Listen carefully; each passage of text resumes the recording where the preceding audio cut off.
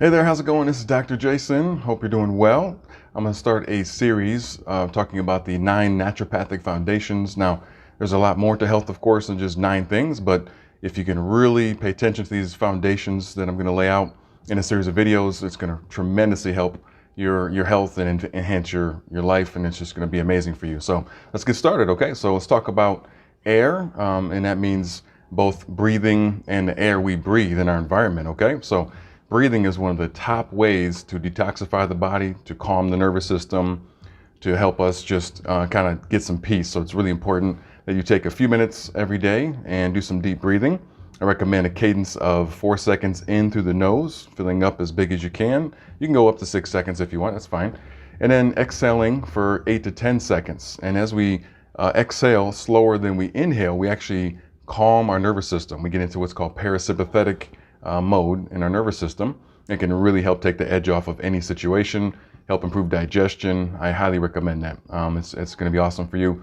So what I teach patients here is to try to do at least 3 bouts of deep breathing per day, and it can be very brief. The goal is to get 30 deep breaths in per day. So if you break it up into maybe 10 upon waking, 10 after lunch, and then 10 before bed. And by the way, those are really great times of day you want to be parasympathetic or very calm, okay? My most important one, though, that I always teach, it seems to get great results, is going to be morning breathing. That's because we set the tone for our nervous system for the rest of the day, and it's really important to start your day with peace because, as we know, the day can get hectic, and a lot of things add to your pile and add to your, your stress load, and your nervous system gets more frazzled as we go, right? So why not start with some peace, okay? So I highly recommend that. Just please remember, where most of us are in a sympathetic dominant type position when we breathe, though, which means we're going to be breathing with default through the neck, okay? And it's okay if it's not perfect, but just try to get those shoulders down out of your ears when you start your breathing practice, all right? Let's give that a shot.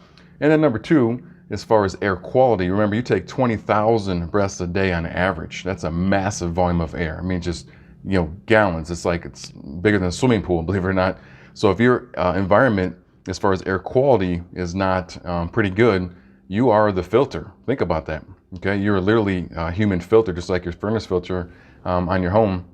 You are going to be filtering whatever's in your environment. So it's worth every penny to get the most expensive, the highest rated filter you can in your furnace, okay? Make sure we're exchanging that. And if you have more allergens and sinus issues, you're always dealing with gunk in the head and just don't feel well, maybe asthmatic, I recommend changing that at half the time that the manufacturer says, so maybe even every 3 months.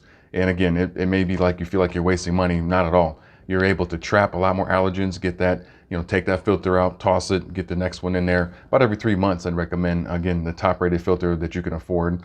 And furthermore, as we get into winter here, in winter, in a lot of parts of the United States here, as far as cold air, when we close up our windows, right, to conserve obviously energy and, watch that heat bill, guess what we do? We're trapping more allergens and more junk and more pollutants in our dwelling. So I do recommend at least a little bit throughout the week. I know I'm not trying to cost you money, but crack those windows just maybe for a few minutes every other day or so, or just when you feel it's appropriate, or at least in a room that you're spending some time in. If you have a home office, especially so many folks are working from home now, yeah, crack that window just for a few minutes, and that can make a big difference, okay?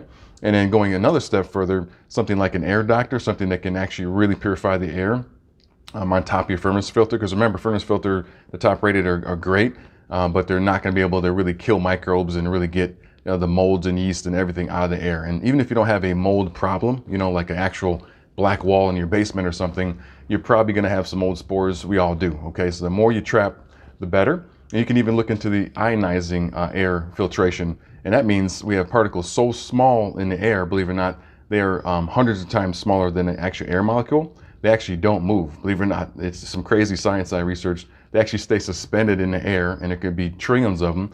And the only way to get rid of those is with ionic type technology. So basically it changes the charge of the molecule. So getting a little scientific, but let's work on that air quality inside your home. And think about also make sure we're cleaning regularly. Again, not calling you out or anything, no judgment here, but let's make sure we stay on top of dusting and cleaning our home because well over half of the dust in our home is human skin, right? And that skin, not only is it dead tissue, but there's toxins in that. That's one way we detox is through the skin.